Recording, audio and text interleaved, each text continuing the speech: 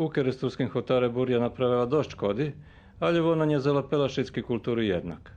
Soja prešla bez pošlitkoch, bo je u tým stadiume odporná na burju.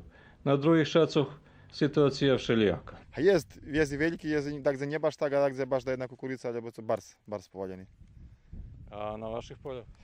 Mám jednu fajtu kukurici, ktorá tak na poli zvaljena, a 3 fajty mi nezvaljene nič. A slnečník? Slnečník mi stojí dobre. A po hotároch jest i slnečníku? Jest povaljený, iba som patril, znači zaviše od sorti, da jedan slnečnik stoji skroz, a obok pri njemu druga sorta, verovatno, je to zvaljeni skroz. Jak bude kukurica, pa ja teda tu zvaljena na žemi tu skroz ljehla, a hevta za nju stoji. Znači, verovatno i do sorti zaviši. Patroliście paprygi może być? Mam paprygu, na jednym polu mi takus povaljena je i polamane jest, a na drugim polu mi ljepša papryga, a nie povaljena i nie povaljena. A ista sorta? Ista sorta je všetko. Znači, že vitr nie był všade istý? A verovatno, že nie. Parasti šaca uglavnom osigurujú protiv kamencu, i to najvecej paprigu, do ktorej treba najvecej ukladania.